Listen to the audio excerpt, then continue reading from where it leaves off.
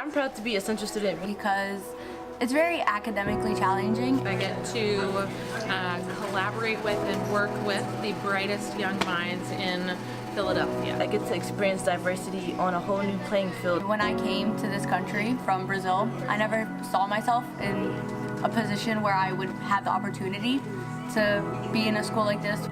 Being a part of a community that has an identity. Central High School has like a long history of academic success, athletic success, so being a part of a school that has that tradition. Since its founding in 1836, 281 classes have passed through the halls of Central High School. It has long been a pillar of academic excellence in the Philadelphia community, consistently ranked as the top school in the city. Even the school's diversity has, in recent years, become a defining characteristic of its identity. But this was not always the case. For over 4/5 of Central's lifetime, female students were denied admission. Finally, after more than a decade of grueling legal battles, several girls changed this fact and subsequently opened the floodgates to other students like them. This is the story of their triumph.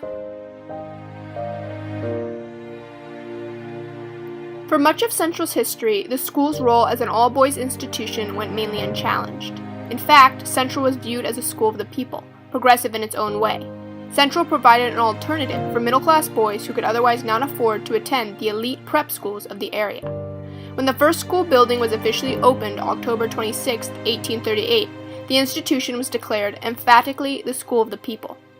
Another major factor that kept Central's all-male tradition alive for so long was the existence of a public all-girls school in Philadelphia.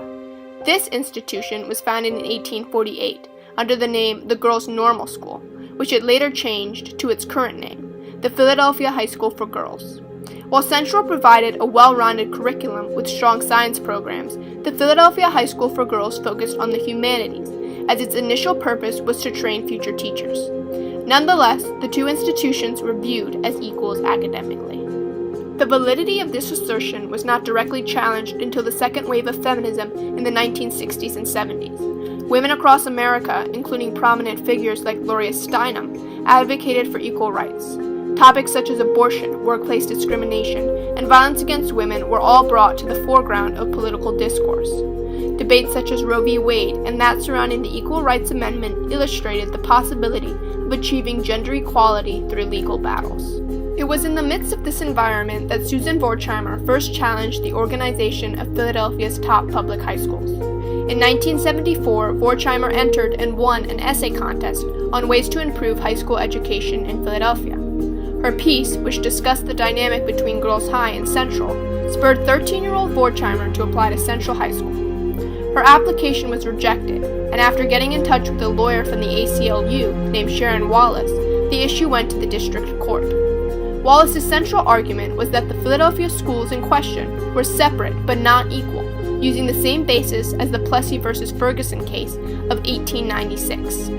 Though Judge Clarence C. Newcomer rejected this argument, he did rule in favor of Vorchheimer and declared Central would have to start accepting girls that coming academic school year. Sadly, this small triumph was short-lived.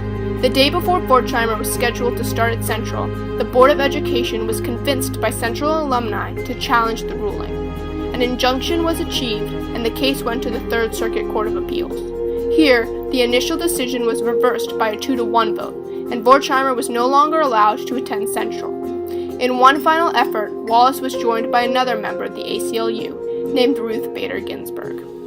Philadelphia had 2 public high schools for gifted children.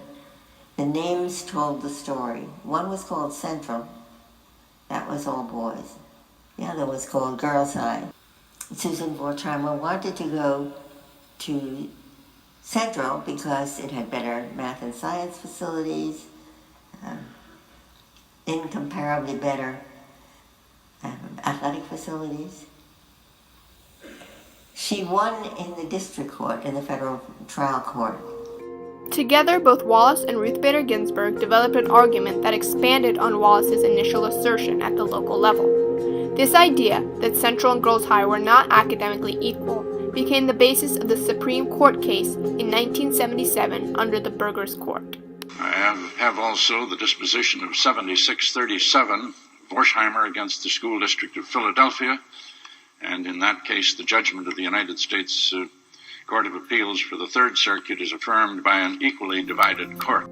After this court case, the debate on female admission to Central High School fizzled out. The Wertheimer case, many argued, could have ended inferior education for young girls that existed under the guise of equal single-sex education. Therefore, this court case at the national level also brought more widespread and tragic implications. The court had once again ruled that the 14th Amendment could be violated if two institutions were supposedly equal.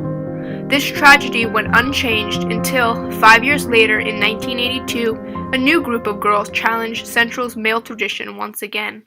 Elizabeth Newberg, Pauline King, and Jessica Bond were all juniors at Girls High when they decided to transfer to Central High School to leave what they viewed as a restrictive and inferior environment. When their applications were ultimately rejected, like that of Susan Wertheimer, the ACLU once again got involved, encouraging Newberg's family to sue the Board of Education. Eagerly, Bond and King joined the legal battle that ensued in 1983. Even more so than the first lawsuit in the 70s, the ACLU focused on the disparity between quality of education at Central versus Girls High. Judge Marutani, who was in charge of the case, even toured both schools to compare the facilities. Books were counted, teacher education was noted, and graduation rates were analyzed. Thus, Marutani ruled that Central was in fact the superior school, and the institution's male tradition was forced to come to an end. Triumphant, Newberg, King, and Bond were soon joined by three other girls, Michelle Hangley, Rachel Gaffey, and Erin Seif. Together, they became known as the Central Six, or female pioneers, thrust into a situation no woman had yet experienced. We thought there might be violence. We thought there might be protests. We were sure to wear comfortable shoes so we could run away if we had to. We were just, I think all of us were overwhelmed because it was, a new place. I'd never set foot in the building before. Mm-hmm. All this press, principal who didn't want us there, students who didn't want us there. And so it was a big mix of emotions. Like with the Wertheimer case nearly a decade before, the establishment of such a major change to Central's tradition sparked outrage among alumni and students alike. Even those not affiliated with Central wrote angry editorials condemning Marutani's court decision. At Central, almost 200 boys organized a walkout to protest the acceptance of girls into what they believed was a flourishing all-male environment. They were civil. They did what they needed to do. We knew that they didn't want us there, but they weren't horrible to us. And I think at that time, not being horrible was about the best we could expect. There was one teacher, a female teacher, and there weren't many female teachers at that time, who snuck into a classroom with us or pulled us aside and said, I just want you to know that I really support what you're doing, but don't tell anyone. Despite these hardships, the first girls persevered, motivated by the idea that they were doing something bigger, something that would ultimately bring positive change not only to Central, but also Philadelphia, and even the national playing field. By the 1990s, due to the legal triumph of the Central Six and their ability to fight past tragedy, Central's student body grew to embrace its co-ed identity. I can't remember anything happening because I was a girl at Central versus just being a girl. The institution of Central High School, many argued, needed this change as attendance was dwindling and the school's prestige was gradually falling. The case of 1983 transformed Central, reversing the tragedy of the Wertheimer case and instituting a new and triumphant tradition of academic and equal education. It might have been one of the things that made Central good, but it was also one of the things that meant Central was really a failing school when we went there. I don't think it was very far away from being mediocre.